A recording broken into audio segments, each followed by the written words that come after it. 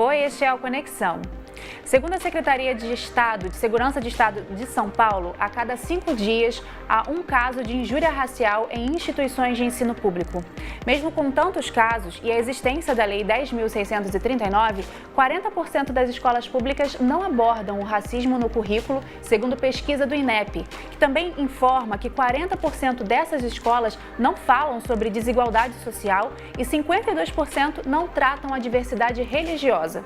E tem mais. Uma pesquisa da Faculdade Latino-Americana de Ciências Sociais mostrou que 49,2% dos estudantes não gostariam de ter um colega de classe LGBTI+. A Lei de Diretrizes e Bases de 1996 coloca entre os princípios da educação o respeito à liberdade e o apreço à tolerância. O Plano Nacional de Educação de 2014 reforça a necessidade de promover a diversidade e erradicar todas as formas de discriminação. Como fazer isto? Nós vamos perguntar para Elisa Larkin, que é diretora do Instituto de Pesquisas e Estudos Afro-Brasileiros, e para o Vitor Fernandes, que é professor.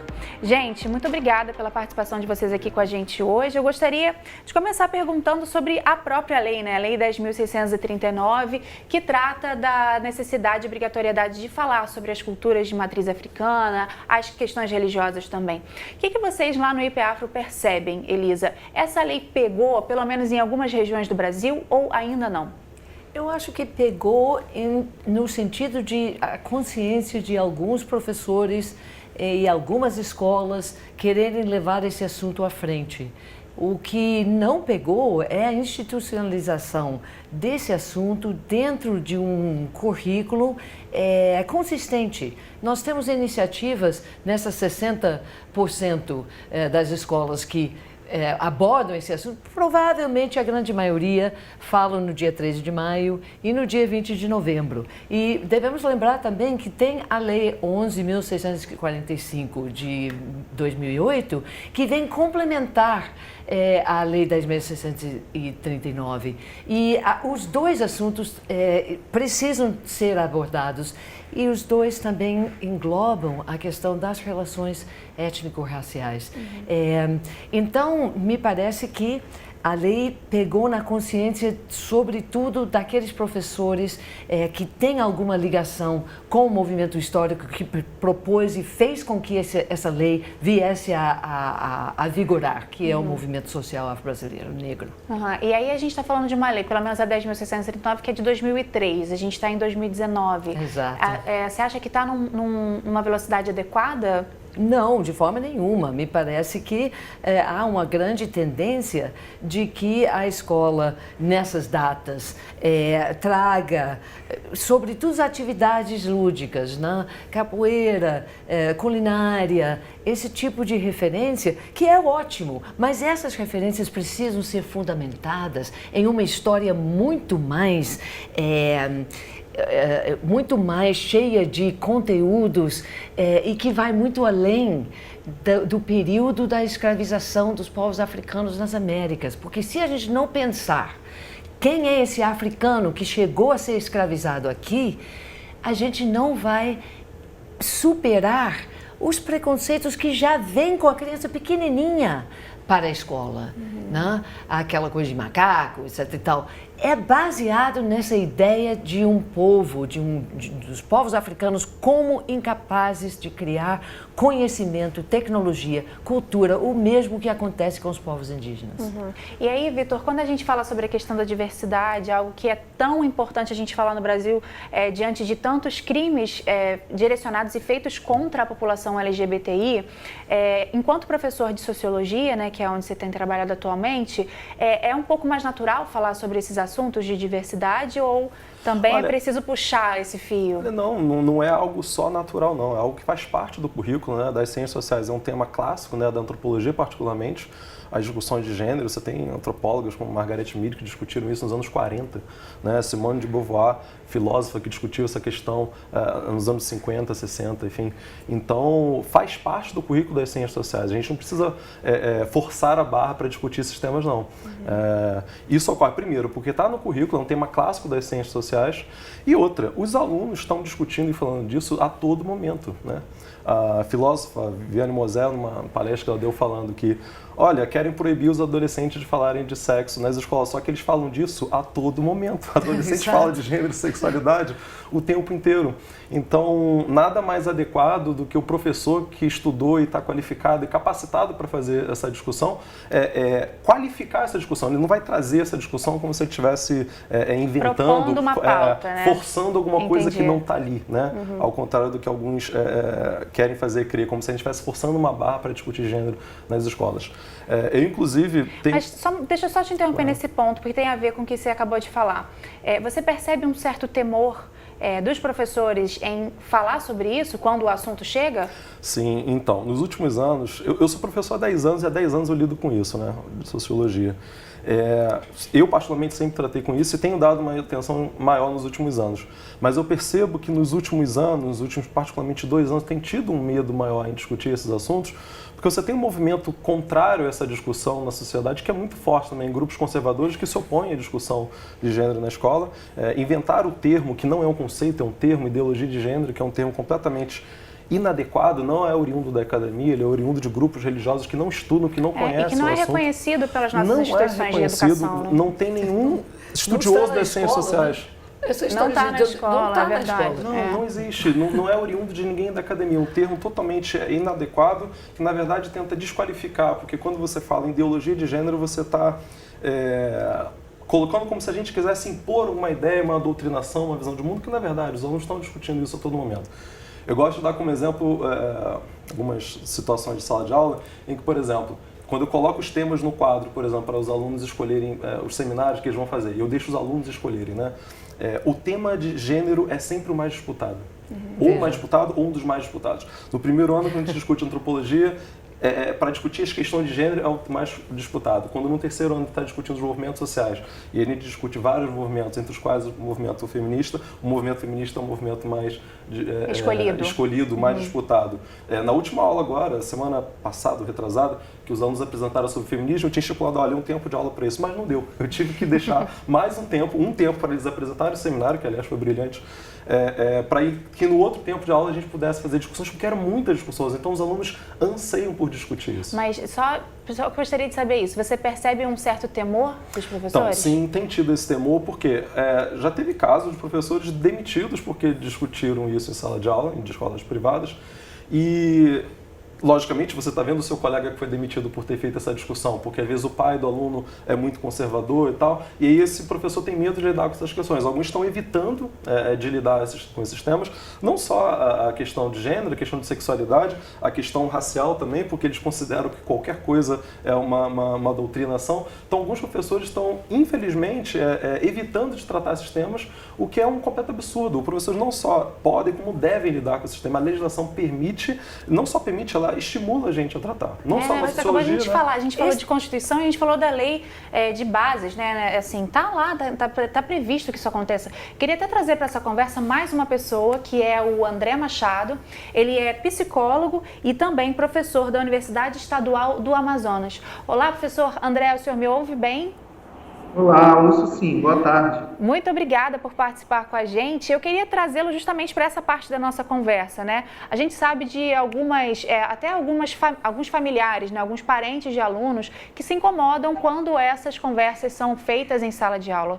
E aí, como que você daria, né, um conselho aí para os educadores e educadoras para lidar com essa situação, dessa oposição que pode vir das famílias dos estudantes? Então, a minha fala ela vai em torno de coadunar um pouco o que o professor havia falado, e aí a gente deve conscientizar essa família que, na verdade, a escola ela é um espaço onde a gente está falando o tempo inteiro de sexualidade. Embora tente um aparente silêncio, né, na verdade é o lugar onde se fala o tempo inteiro. Então, a gente mostra o espaço da sala de aula, a forma como as mesas estão organizadas, a instituição inteira ela se organiza em torno da sexualidade, desde como tem no caso de escolas de tempo integral a questão da vigilância na forma como e o recolhimento dos sonos, de um lado separam meninas, de um lado separam meninas. Então o tempo inteiro há uma maneira, né, prolixa de se falar silenciosamente dessa sexualidade. E os adolescentes, eu falo na questão da instituição escola, professores e pais, Mas os adolescentes, os próprios alunos, estão explodindo falando de sexualidade, né? E aí até que ponto a gente vai ficar negando, invisibilizando isso, e aí não possibilitando que professores que passem por uma formação e que estão em formação continuada possam estar trazendo essa discussão para que, na verdade, sejam os aliados influentes para que essas crianças consigam, e esses adolescentes, ter uma sexualidade pautada nos direitos humanos, no respeito à diferença, no respeito à tolerância. André, o que você acha? Toda vez que esse assunto surgir, já que vocês estão falando aqui pra gente, né, que é uma realidade da sala de aula, o professor, ele tem que, como a gente fala no jornalismo, tem que pegar a deixa e utilizar isso para, justamente como o professor Vitor falou aqui, para tornar essa conversa de uma qualificação melhor? Eu acredito que sim, mas esse professor, infelizmente, a gente está vivendo um contexto político onde tem se propagado um pânico moral em torno dessa discussão, né? E o professor muitas vezes fica de mãos atadas e não sabendo como reagir. Então, a gente pode instrumentalizar, às vezes o caminho da judicialização ele é muito controverso, mas às vezes ele pode ajudar. Por exemplo, usando a Lei Maria da Penha, está lá institucionalizado, instituído, que eu posso discutir sexualidade e gênero dentro da escola, né? E que eu não estou fazendo nenhum tipo de crime, nenhum tipo de ideologização, que é o que tem se pregado. E aí o professor, a formação pedagógica, ela é às vezes bem burocrática, né? E aí usar esses artifícios, dizer, não, a Lei Maria da Penha, por exemplo, me permite estar discutindo essa pauta, né? Porque hoje, com esse movimento, entre aspas, contra a ideologia de gênero, ele tem dado medo em alguns professores em estar levando essa temática para a sala de aula. E às vezes travado até, né? Tem travado aí a operação mesmo dos professores, né? Eu queria até trazer um exemplo, Vitor, que você teve um texto seu, acabou viralizando. Inclusive, foi o texto que fez a gente conhecer você, a sua história. E aí tinha uma pergunta, né, que os alunos faziam, que era, professor, o senhor é gay? E é isso, né? E aí acabou virando um texto. O interessante desse texto para mim foi que você elencou todos os motivos que faziam esses alunos pensarem que você é ou não gay. E entre esses motivos, eu queria até ler alguns aqui. Homem que é homem pega aluna, não rejeita a mulher. Homem que é homem não coloca a mão na cintura. Homem que é homem fala das mulheres que pega, prova que é homem através de fotos com mulheres. E assim, só alguns dos exemplos. E a gente vê muito machismo aqui também, né? Sim, isso retrata, né, através da sala de aula, você tem um espelho ali da sociedade, um espelho da educação que eles tiveram, né, dos pais deles. Eu também fiquei abismado, né, mas... Isso aconteceu em que ano? Isso foi em 2016, faz exatos 3 anos, mas só, não mudou muita coisa, infelizmente. Eu já tinha ouvido essa pergunta algumas vezes, né, eu fiquei curioso, o que leva ela a fazer essa pergunta, né? Bom, eu sou hétero, mas não quis falar isso prontamente para ela, porque eu quis fazer essa discussão. Para fazer essa discussão, eu falei, mas o que levou você a fazer essa pergunta, né? Primeiro, ela não quis responder, com medo de uma reação agressiva minha, de levar para a diretoria, de punir, né? Mas se eu fizesse isso também, eu já estaria mostrando para ela que a não heterossexualidade é algo recriminável, né? Então eu tratei com toda a naturalidade. Fui anotando no quadro e fui discutindo ponto a ponto os motivos dele, né? E depois fui colocando os pressupostos, que foram esses aí. E depois, enfim, publiquei isso nas redes sociais e foi difundido por vários jornais e revistas. E o resultado dessa conversa foi, assim, agradável? Você acha que foi bacana ter tido essa conversa com base no que eles mesmos trouxeram para você? Olha, eu acho que foi extremamente produtivo, porque os alunos já discutem isso, só que discutem de uma forma micro no ambiente deles, sem trazer para discussão. E na idade deles também, na idade deles, né? Isso é normal. Então é normal que ele entenda que, por exemplo, a forma que eu estou sentado aqui de perna cruzada é uma forma talvez homossexual na concepção de mundo deles. Então foi a oportunidade de fazer essa discussão, e quando você é confrontado com as suas próprias ideias, quando alguém te devolve a pergunta para você, por que te levou a fazer essa pergunta? Quando você diz que o motivo da sua suspeição, porque eu não fiquei com uma aluna, então você entende que o homem que é homem deveria ficar com todas as mulheres que se oferecessem para ele, inclusive a aluna isso e tal. É até a pedofilia, né? Tipo assim, tem vários crimes envolvidos, é muito... assim, você vê que precisa se conversar, né, Muito, sobre essas você questões. percebe, aliás eu coloquei isso no texto, né? Parece 1940, mas não, é pleno século XXI, né? Que a gente está fazendo esse tipo de discussão embrionária, quer dizer, parece que a gente está às vezes na Arábia Saudita, no Irã, onde que essas discussões são, enfim, absurdas. Eu acho que foi extremamente positivo, uma adesão, uma participação enorme dos alunos. Eles saíram da sala discutindo o assunto, eu encontrei eles no pátio depois discutindo o assunto. Quer dizer, e é um dos métodos que a gente usa para avaliar se a aula foi interessante ou não, né? Se eles discutem fora da sala de aula. E a discussão foi enorme, então acho que foi extremamente saudável e positivo esse debate. E aí, Elisa, voltando aí à história das questões raciais que a gente começou a falar, acho que se conversa um pouco com a questão da diversidade, no sentido de que algumas pessoas ainda evitam falar sobre, né? O que você percebe de feedback dos professores? Os professores, qual que é o motivo de não falar sobre esse assunto? Vocês conseguem, lá na IPEAFRO, ter uma ideia? Eu acho que existe inclusive um livro de referência sobre o assunto de Eliane Cavalheiro, que se chama Do Silêncio do Lar ao Silêncio Escolar.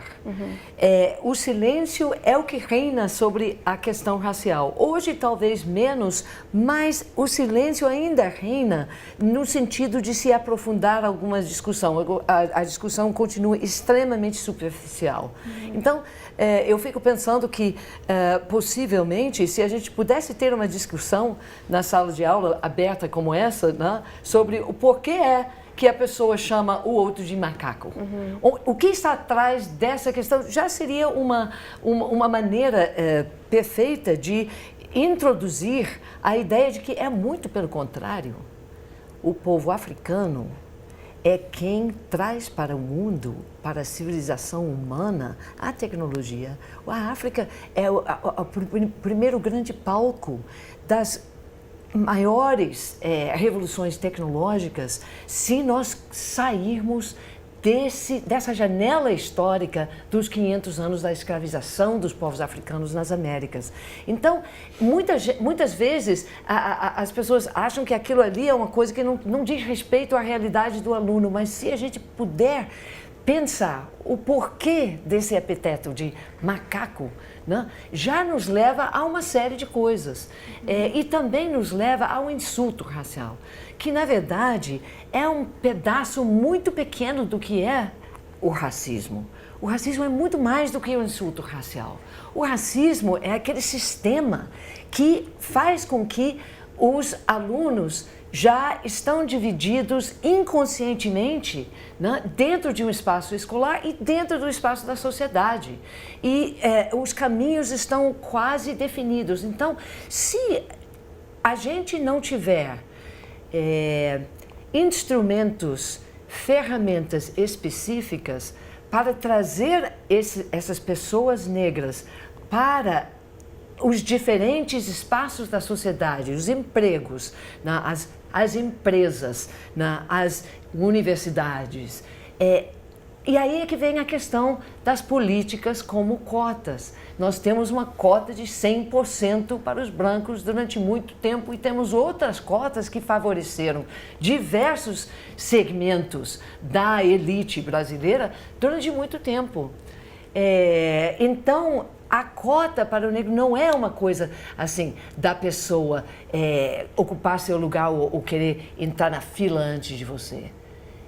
É uma maneira de você trazer essa pessoa para um espaço que ele não poderia, dentro dos mecanismos normais da sociedade, poder ingressar. E ainda faz isso com muita dificuldade. Dizer que a pessoa que entra por um programa de cotas não se esforça, não tem mérito, é uma das maiores injustiças que existe quando a gente vê. Desculpe me meter, eu entrei na UERJ... Não, você pode se meter, você vê que você está convidado para falar. Eu entrei na UERJ no ano de 2003, eu sou cotista de escola pública, né, eu faço questão de dizer isso. E o estudo da UERJ, eu respondi esse estudo quando a gente se forma, a UERJ manda um questionário para a gente responde perguntando onde você trabalha, se você fez pós-graduação, se você escreveu artigos e tal. Enfim, eu e muitos outros colegas cotistas, negros e brancos de escola pública, como é o meu caso, tivemos um sucesso, e os estudos mostram isso, as cotas são um sucesso. Exato. O rendimento médio do aluno cotista é igual ou superior ao do aluno não cotista. A taxa de evasão do cotista é menor. Então, assim, a cota é um sucesso enquanto política pública. E é preciso dar essa oportunidade, né? Eu quero voltar lá com o professor André. Professor, diante de tudo que a gente está mostrando aqui, o que o senhor recomenda, né? Como que a gente conscientiza professoras e professores que ainda não tratam desses assuntos com seus alunos, sobre a importância do papel dessas pessoas para falar sobre a diversidade e sobre as questões raciais? Então, aqui no Amazonas, né, em Manaus, a gente tem tido uma experiência de trabalho de grupos formativos, onde a gente tem trabalhado com esses professores e tem trazido relatos, narrativas de estudantes, para falar um pouco da experiência dessa escola que não teve e desse aluno que ele não pôde ser. E aí a gente começa a discutir o acesso e permanência desses alunos dentro do contexto escolar, quando essa escola é um lugar de exclusão social. E a partir dessas narrativas, que muitas vezes são narrativas de dor, narrativas de sofrimento, ou narrativas de táticas e estratégias de sobrevivência dentro desse espaço, que seria um espaço de acolhimento para todos, é um lugar onde a gente consegue estar produzindo algum tipo de conscientização na formação desses professores. Então, a gente tem trabalhado com as narrativas, com as vivências e com as experiências desses alunos, trazido para esse professor ouvir, para esse professor escutar, uma tentativa de tentar ver se esse professor consegue ter empatia, se colocar no lugar desse aluno. Muito legal. Assim, é legal que você respondeu já compartilhando uma boa prática, né? A questão da formação continuada. Na sua opinião, Vitor, como é que a gente conscientiza esses professores que ainda não entenderam? A gente sabe que é minoria, né? A maioria dos professores tem empatia para saindo dos poros, né? Mas se a gente coloca só no âmbito da empatia, a gente diminui a necessidade de ter uma política pública para poder formar esses professores para isso. Vou citar um exemplo, por exemplo, eu tive muito pouco estudo sobre a questão negra brasileira na universidade. Isso é um erro grosseiro da universidade. Como é que pode um professor que depois vai lidar na escola pública ou privada com uma população, uma sala de aula que às vezes 70% de alunos negros, sem a devida qualificação para lidar com esse assunto? Para a gente poder lidar bem com a questão da sexualidade, a gente tem que ter uma formação específica para isso. E as universidades, os cursos de licenciatura, infelizmente, não estão ainda adequados para isso, né? A gente teve nos últimos anos algumas tentativas de política pública de formar os professores melhor nesse sentido, mas ainda é muito incipiente, é muito fraco frente à necessidade, né? São 2 milhões de professores no Brasil. Que precisam dessa formação. Precisa de formação. E na sua opinião, Elisa, como que a gente conscientiza? Já ouvimos aqui que a formação continuada, o pessoal concorda com a formação continuada. Sem dúvida, e o IPEAFRO tem tentado, né, com eventos como o nosso Fórum Educação Afirmativa Sankofa, dar oportunidades para aprofundar essa discussão. Tem um espaço no site, né, até para pegar umas informações, né? Sim, exato. Agora mesmo em outubro vai ter no dia do professor um grande evento no Cefet. Existe um mestrado, né, sobre relações étnico-raciais e história e cultura africana e afro-brasileira no Cefet. Então, assim, há vários recursos disponíveis, mas a mim me parece que a grande questão é você conseguir ir além do público diretamente interessado. Em geral, quem está se formando são os professores e as professoras negras, militantes, já ativistas do movimento negro, por uma conscientização delas mesmas. Então, o difícil é trazer isso para o conjunto, né, da escola. E aí, me parece que a convivência é uma coisa muito importante. Quando a gente fala da questão de diversidade racial, religiosa, por exemplo, né? Inclusive, quando a gente fala da ideia de história e cultura de matriz africana, muitas vezes as pessoas pensam que isso é uma questão só de religião. E não é.